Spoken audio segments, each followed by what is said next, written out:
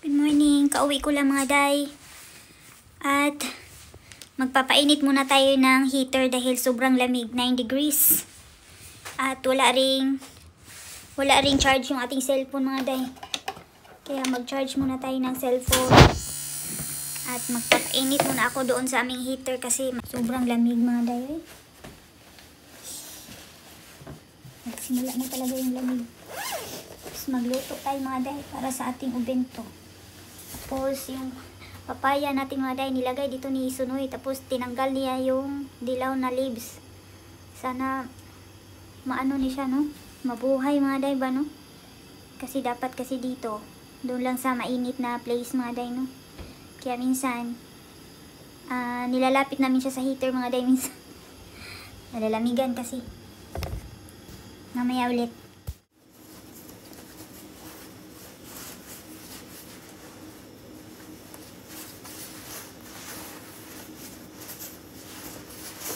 Tugnaw dyan ko. Tugnaw ka dyan mga day. Hindi ka na heater.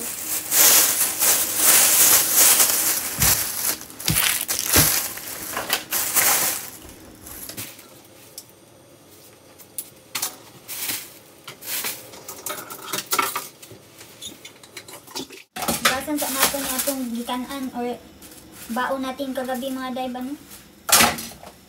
Magluto na po tao, baon na rin para mamayang gabi.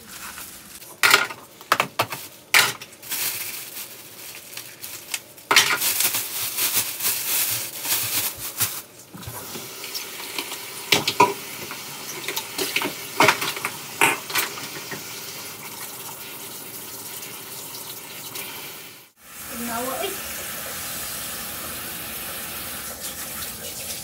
Nag-init na siya.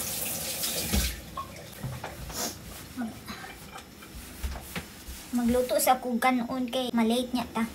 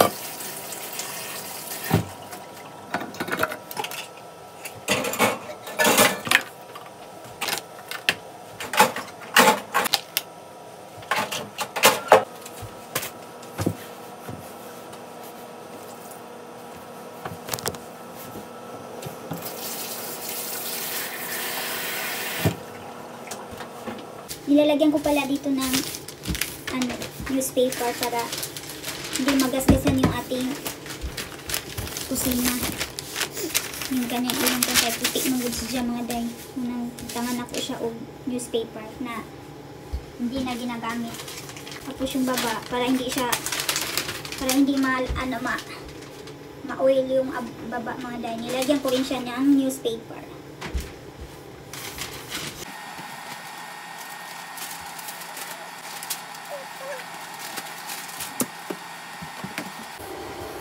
Ganyan lang siya mga day para naipisik sa oil o sa mantika.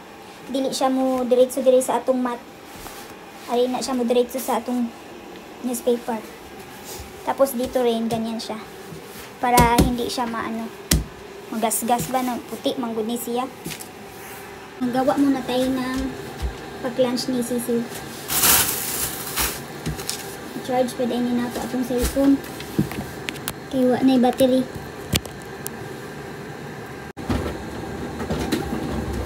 Nilagyan ko siya ng towel sa ilalim ng manaita.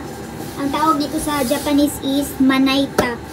Manaita ang tawag sa Japanese. Tapos, tagtara naman sa Bisaya. Tapos, lalagyan ko muna siya ng towel para hindi siya mag-ukso-ukso siya. Para siyang shock absorber.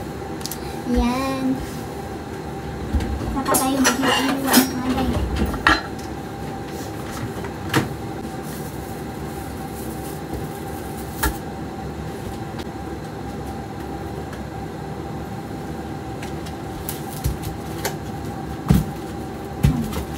Laga na lang siguro ta ngayon.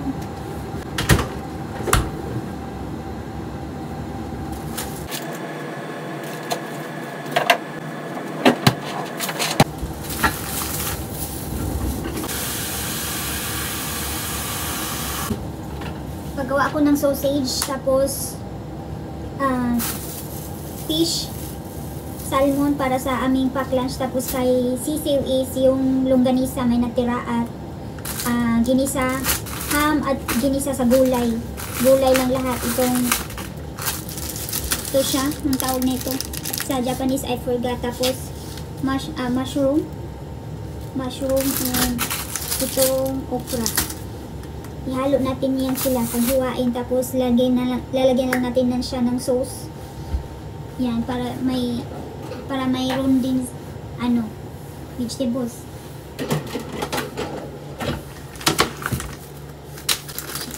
Chikwa ba tawag nito? Chikwa. Parang chikwa.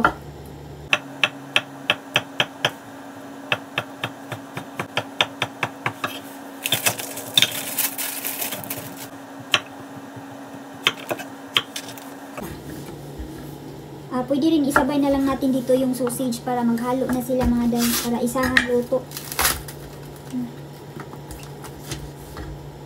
Para isahang luto lang ba.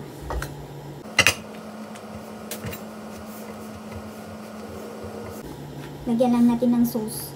Soy sauce. Soy sauce, tapos oyster sauce. Pwede na.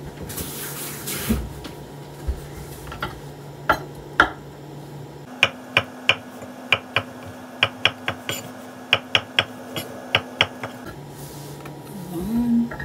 Tapos itong ating sausage. Para ba hiwain yung sausage? Liitin na lang natin.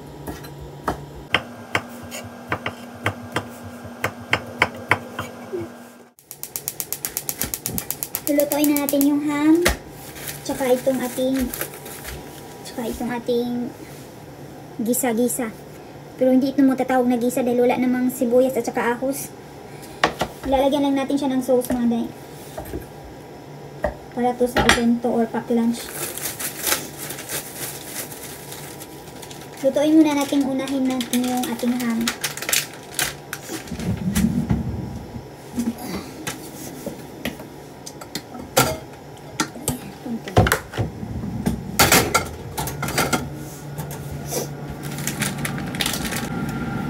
Hiwain muna natin sa gitna ng mahal natin.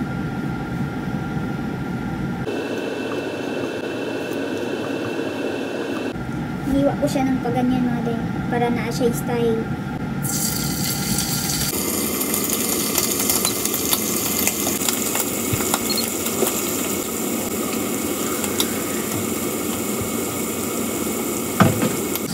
tagwan water na.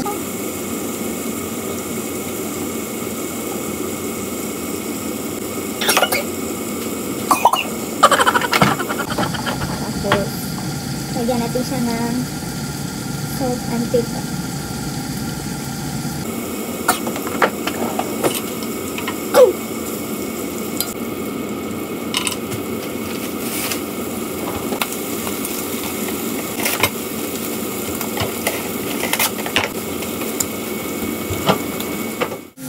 Lalagyan natin siya ng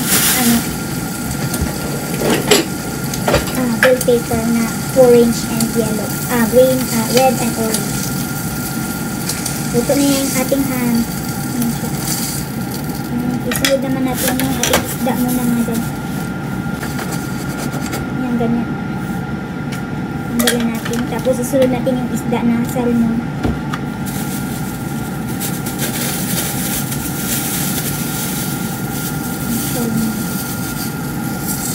Ito yung sa amin ni Sunoy.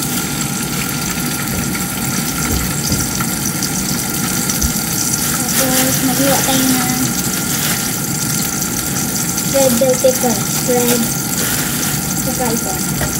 Kalahati lang. Meron na lang kulay yung ating lulutuin. Kunti lang.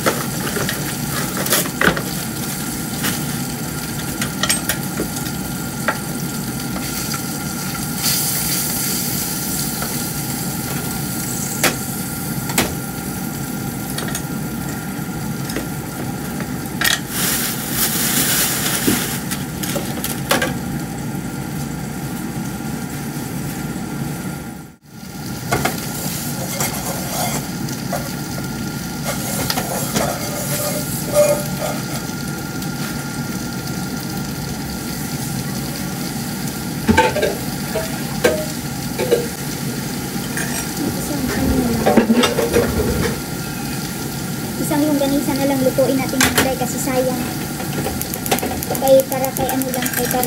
Para kay sisiw lang mga day.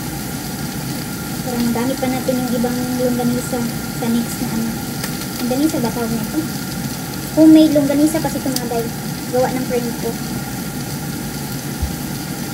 Sayang.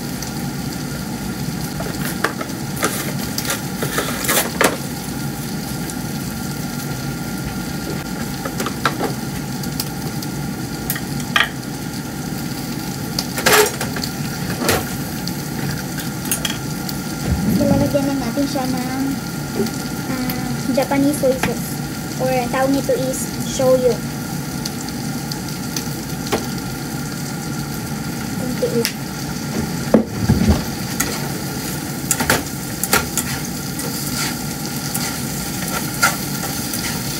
Tapos lalagyan natin siya ng oyster sauce. Lagyan natin siya ng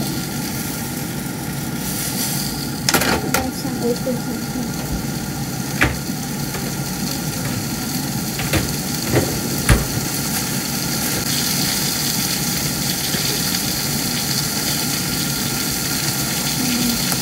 Tapos lalagyan natin siya ng sesame seed. Yun lang. Pang lang siya, pang side menu sa ating paklas. Pero alam ko marami ito rin. Kakain pa ito nito na yung iba na ito.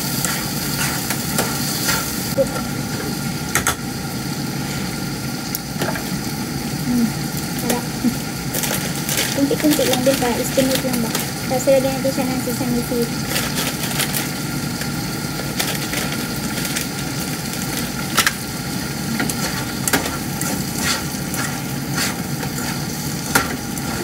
Makita mo din. Ito yung ating niluto namin.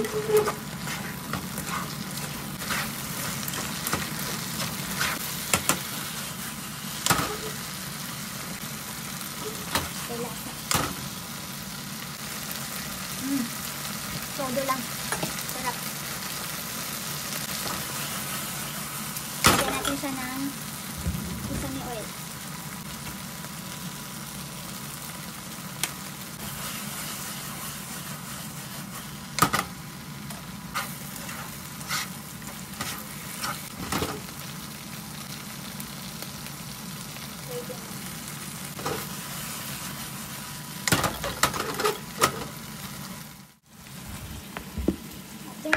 gagawin na natin yung ating pack-lunch ni Sisiu.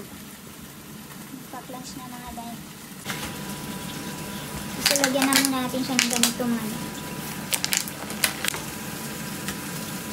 Hindi lang natin siya dyan maliit. Tapos, lagyan natin siya ng lalagyan natin siya sa taas.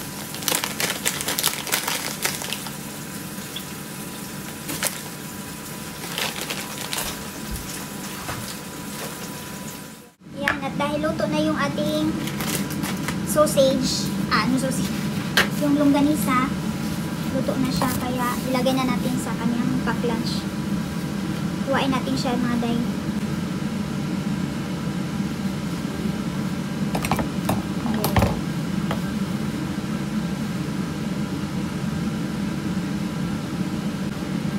Ito na lang unahin natin. Ganyan na lang natin siya.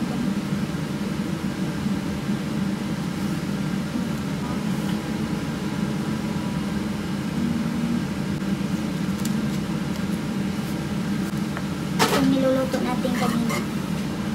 Yan sa gilid. Sausage dahil yung gulay. Yan natin siya dyan. Na-overcook, parang na-overcook na tuloy siya. And then, lalagyan natin siya ng kanin. Lalagyan natin siya ng kanin dyan. Tapos ito, tsaka ito yung aming pack-lunch mamaya. Yan na, ready na po siya. Wala pa kasing kanin mga day, kaya mamaya na tayo maglagay ng pack-lunch sa amin ni Sisiu, aming sunoy. Lipat lang natin siya dito.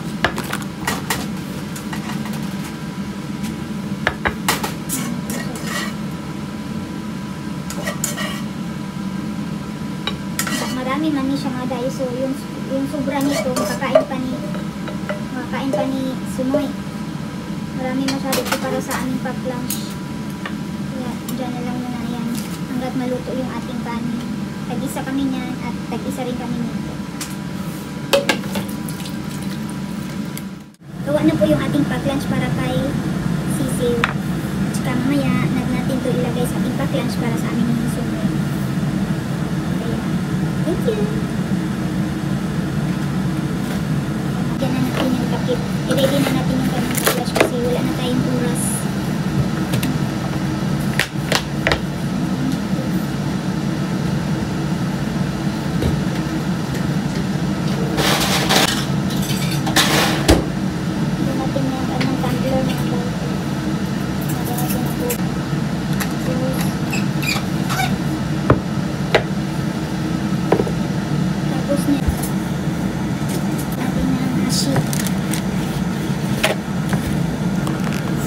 Ang tawag nito ay chopstick.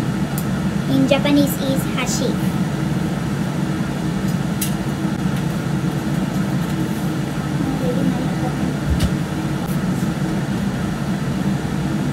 Si Sisiu kasi mga day karamihan kumakain po siya sa loob ng kanyang sasakyan. So ito po yung kanyang lagayan ng kanyang pack-lunch. Wala pong laman yung loob, so ilalagay natin yung kanyang pack-lunch. Tapos lalagyan natin siya ng tissue kasi baka wala kasing towel. Lagyan din natin siya ng ice. Yan sa gilid. Tapos yung hashi, and lalagyan din natin siya ng cookies kasi baka magutom siya sa break time. Maraming cookies na niloob. And then lang yan kasi tapos nyan lagyan natin yung kanyang tumbler. Hindi ko yan siya nakalak po siya mga dahil hindi siya na-open. And then lagyan natin yung kanyang tinapay. Initin na natin yung kanyang tinapay dito.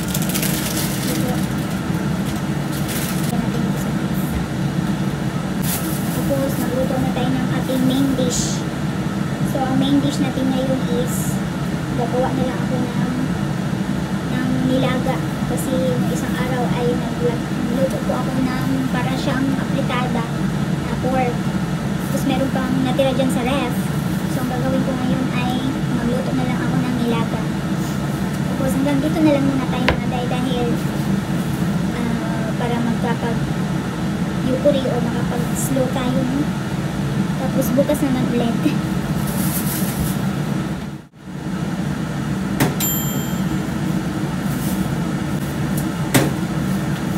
Ito yung yan si Cecil kasi mga day, hindi niyan siya kumakain dito, no? So sa sasakyan niyan siya kumakain ng kanyang breakfast, itong tinapay. Kung anong available na tinapay, yun po yung dinadala niya.